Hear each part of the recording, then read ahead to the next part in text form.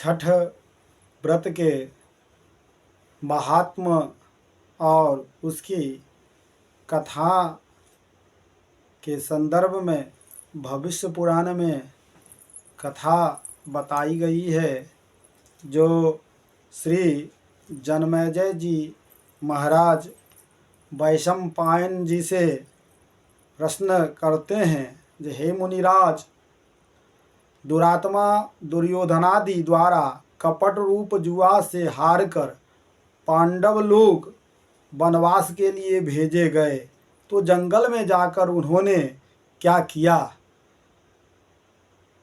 वह कृपा कर मुझे बताएं। वैशंपायन जी कहते हैं, हे जन्मेजय सुनो, तुम्हारे पूर्वज पांडुपुत्र पांडव लोग अत्यंत दुख सागर में डूबे हुए वनवास के लिए घोर जंगल में जाकर दुख और चिंता से चिंतित हो रहने लगे। वन में फल आदि खाकर पृथ्वी पर सोते थे, केला और भोजपत्र का वस्त्र बनाकर पहनते थे और दुख में जीवन काटते थे। राजपुत्री सुख को भोगने वाली प्रतिव्रता धर्म पालती हुई गजगामनी मृगनयनी द्रौपदी भी पतियों के साथ वन को गई थी। जिस स्थान में द्रौपदी सहित पांडव लोग रहते थे, वहाँ पर वे ब्रह्मज्ञानी तपधारी 88,000 ऋषि गण भी जा पहुँचे। ऋषियों को आए जानकर महाराज युधिष्ठिर अत्यंत चिंता से घबरा उठे कि इन महात्माओं के भोजन के लिए क्या प्रबंध करें। जब महाराज युधिष्ठिर को यह चिंता हुई कि भोजन के लिए क्या उपाय करे, तो मुखमलिन स्वामी को देखकर द्रौपदी अत्यंत दुख से व्याकुल हो गई। उस समय द्रौपदी अपने पुरोहित धौम्य जी को पवित्र आसन पर बैठाकर प्रदक्षिणा कर आनंद पूर्वक प्रणाम करके नेत्रों में आंसू भर कर उनसे प्रार्थना किया, जे हे महाभाग, हे धौम्य, इन दुखित पांडुपुत्रों को आप देखिए। हे नाथ, इनके दुखों को देखकर क्या आपका हृदय दुखी नहीं होता? दुख निवारण के लिए कोई व्रत मुझसे कहिए, जिससे इनका दुख दूर हो जाए। थोड़े ही उपाय से प्रत्यक्ष महान पुण्य को देने वाला व्रत मुझसे कहिए, जिससे हमारे स्वामी पृथ्वी के ऊपर सुखी रहे और शत्रुओं का नाश करते हुए निज राजलक्ष्मी को वापस प्राप्त कर सकें। इस समय हमारे आए हुए ऋषियों को दूध पीने व वो खाने के लिए भी कुछ वस्तु नहीं है। हे महाभाग, हे महाविभो, ऐसा कोई हमें उपाय बताइए, जिससे कि मैं अपने पति का दुख शोक दूर कर सकूं। वैशंपायन जी जन्मेजय से कहने लगे कि हे जन्मेजय, ब्राह्मणों में श्रेष्ठ महाराज धौम्य जी ने द्रौपदी के वचनों को सुन प्रसन्न होकर ध्यान धरकर द्रौपदी से कहने लगे कि हे राजपुत्री द्रौपदी, एक उत्तम व्रत का वर्णन करता हूँ, तुम ध्यान देकर सुनो। जिस व्रत को सुनकर प्राचीन समय में नागकन्या की शिक्षा से सुकन्या ने किया था, उस व्रत को मैं तुम्हारे सामने वर्णन करता हूँ। यह व्रत अनेक विघ्नों को शांत करने वाला है, उसी व्रत को तुम भी करो। हाँ, तुम्हारा सब दुख दूर हो जाएगा। धौम जी के ऐसे कहने पर हाथ जोड़कर द्रौपदी महारानी बोली, हे विप्र, हे ब्राह्मण, यह व्रत कैसा है और उसकी विधि क्या है? उस व्रत में किसका पूजन किया जाता है और उस व्रत को किसने किस हेतु किया था? हे महाभाग, हे शरणागत वत्सल, मेरे इस संशय को आप दूर करिए। द्रौपदी जी के ऐसे वचनों को सुनकर श्री धौम जी ने कहा, हे महाभाग, स्त्रियों में तुम महालक्ष्मी हो कि संसार के कल्याण हेतु इस व्रत को पूछा है। मैं तुम्हारे सामने विधि पूर्वक इस व्रत का वर्णन करता हूँ। तुम मन चित्त स्थिर कर इस व्रत के नियम को सुनो। इस व्रत का नाम छठ व्रत है। यह कार्तिक मास के शुक्ल पक्ष में किया जाता है। इसमें सूर्य का पूजन किया जाता है। महान विघ्नों को नष्ट कर शांति देने वाला है। और जो तुमने पूछा कि किसने किया है, वह भी तुम्हारे सामने कहता हूँ, ध्यान देकर सुनो। सतयुग में सरियाती नामक एक महान राजा थे। उनकी 1000 स्त्रियां थीं, जिससे एक ही कन्या उत्पन्न हुई। उस राजा को कन्या को छोड़कर दूसरी संतान न होने के कारण अति प्रिय थी और राजा के घर में ही उत्तरोत्तर दिन दूना रात चौगुना बढ़ने लगी। कुछ दिनों के बाद वह कन्या चंद्रमुखी, कमल नयनी और कुंभस्थनी होती हुई युवा अवस्था को प्राप्त हुई। बाल्यावस्था में ही वह कन्या पिता को प्राणों से प्रिय थी। इस पृथ्वी लोक में उसके सदृश दूसरी कोई ऐसी न थी कि जिसको हमने देखा हो। इसी से उसका सुकन्या नाम पड़ा। एक समय राजा सरियाती शिकार के लिए मंत्री सेना, बड़े बड़े योद्धा और पुरोहितों को संग में लेकर जंगल में गए। शिकार खेलने के निमित्त राजा को जंगल में वास करते हुए 10 रोज व्यतीत हो गए। 10 दिन बीत जाने के उपरांत भी राजा दिन को शिकार खेलते और रात को जंगल में ही सोते। इधर एक समय सखियों के साथ राजा सरियाती की पुत्री सुकन्या फूल लेने हेतु जंगल में गई। वहाँ पर च्यवन मुनि का स्थान था। सुकन्या ने मुनि की देह में दीमक लगी देखा। दीमक के लगने से सारे बदन में चरक हो गया था और दीमक के मिट्टी से सारा बदन ढक गया था।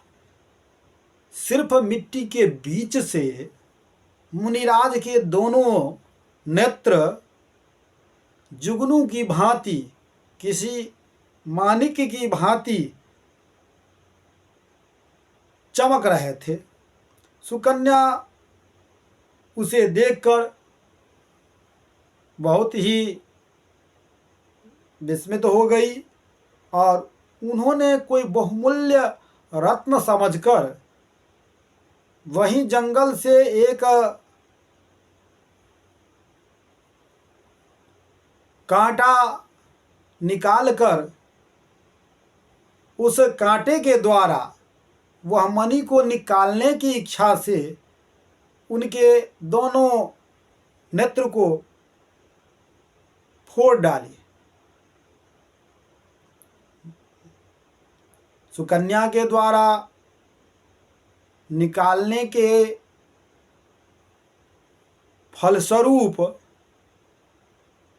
च्यवन ऋषि के दोनों आंख फूट गए और उस आंखों से रक्त की धारा बहने लगी। सुकन्या बहुत डर गई। वह घबराकर अपने सखियों के साथ वहां से फूल लेकर अपने भवन को आ गई। इधर राजा और राजा के जितने भी मंत्री आदि थे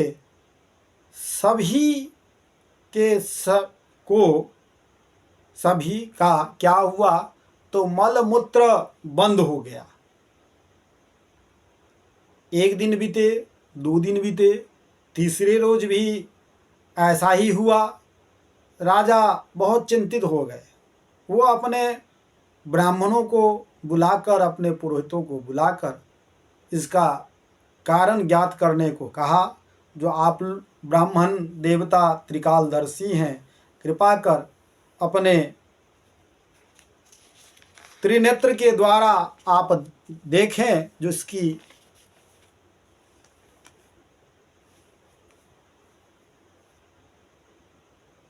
क्या कारण है। तब उनके पुरोहित जी बोले, हे राजन, भार्गव वंशी च्यवन नामक एक ऋषि इस वन में घोर तपस्या कर रहे हैं, जिनके शरीर में दीमक लगकर मांस खा गए हैं, सिर्फ हड्डी मात्र मिट्टी में लिपटी है और वह घोर तप कर रहे हैं। हे राजन, आपकी कन्या ने अज्ञानतावश उन ऋषि के दोनों नेत्र कांटों से फोड़ दिया है, जिससे नेत्रों द्वारा रुधिर बह रहा है, खून की धारा बह रही है। उन्हीं के कोप से यह संकट आपके ऊपर आ पड़ा है। हे राजन, आप उनको प्रसन्न करना चाहते हैं तो अपनी कन्या उन्हें दान में दीजिए। कन्या दान से वह मुनि च्यवन जी प्रसन्न हो जाएंगे। पुरोहित के ऐसे वचन सुनकर राजा सरियाती अपनी सुकन्या को साथ लेकर ऋषि के पास गए और जल छोड़ने पर हड्डी मात्र दिख पड़ी नेत्रहीन ऋषि को देखकर राजा बोले, हे प्रभु, मेरी कन्या द्वारा अज्ञानता से अपराध हुआ है, जो आपको यह नेत्र फूट गए हैं। हे मुनीश्वर, आपकी सेवा के लिए हम अपनी कन्या आपको देते हैं, जिससे आपको कोई कष्ट न होगा। राजा के ऐसे वचन सुनकर ऋषि बड़े प्रसन्न हुए। उसी समय राजा सरियाती ने सुकन्या को ऋषि के लिए दान कर दिया। राजा ने कन्या पाकर मुनि जी अति प्रसन्न हुए और उनका क्रोध शांत हो गया। च्यवन ऋषि के क्रोध शांत होते ही राजा के सारे कष्ट दूर हो गए और सेना सहित प्रसन्न चित्त राजा अपने नगर को चले गए। वह सुकन्या नेत्रहीन च्यवन जी की सेवा करने लगी। कार्तिक मास में एक दिन वह सुकन्या जल लेने के लिए एक छोटे से तालाब पर गई। वहां पर उसने अनेक आभूषण और बहुमूल्य वस्त्रों से सजी नाग कन्या को देखा। श्री कश्यप जी के यज्ञ मंडप में सूर्य भगवान की पूजा करती हुई नाग कन्या को देखकर सुकन्या धीरे से उनके पास में जाकर पूछी, हे भाग्यवती, आप क्या कर रही हैं और किस कारण यहाँ आई हैं। सुकन्या ने यह वचन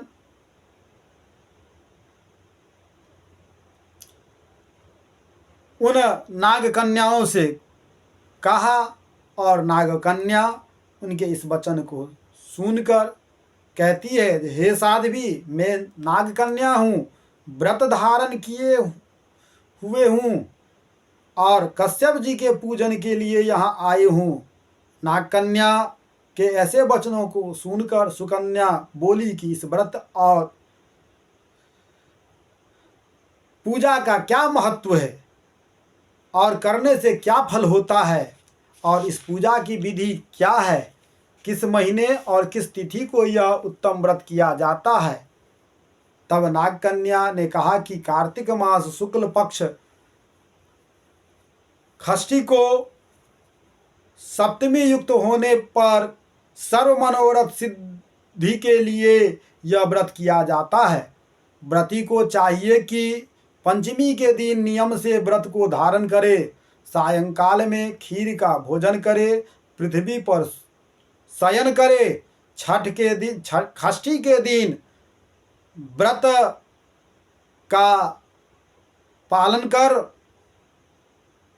दिन में 4 रंगों से सुशोभित मंडप में सूर्य नारायण का पूजन करे और रात्रि में जागरण करे, अनेक प्रकार के फल और पकवान आदि का नैवेद्य लगावे और सूर्य नारायण की प्रीति के लिए गीत बाजा आदि से गा बजा कर उत्सव मनावे।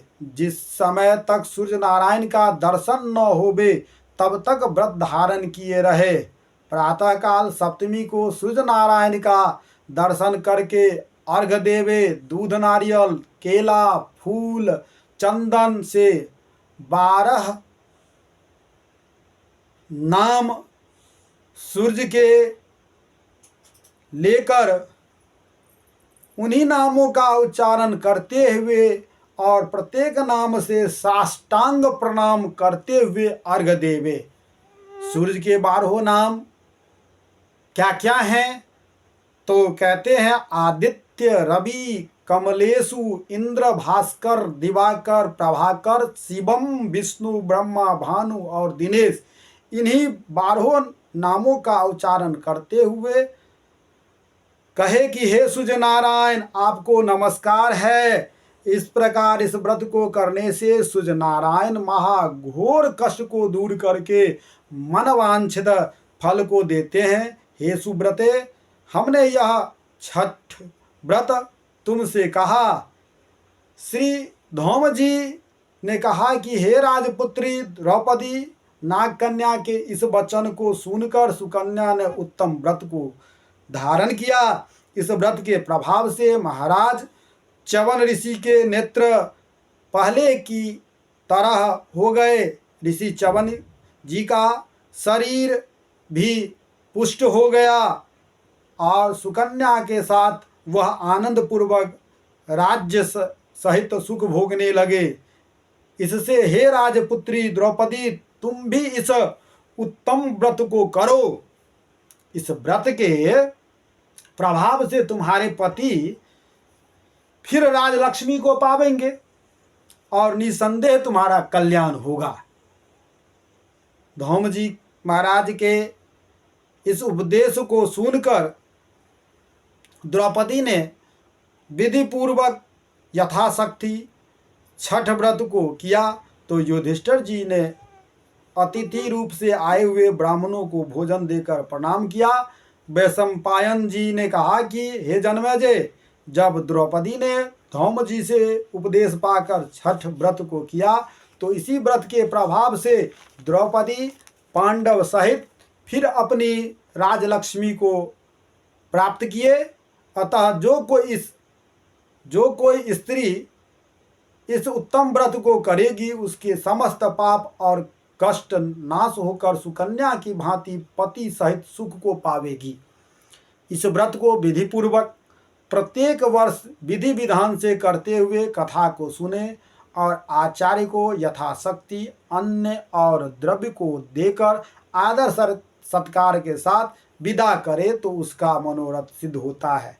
जो कोई भक्ति के साथ इस कथा को सुनता है उसका पुत्र, पौत्र, धन, संपत्ति तथा अखंड सुख प्राप्त करता है। इस भांति छठ व्रत कथा को सुनकर सूर्य नारायण को अर्घ देकर नमस्कार करें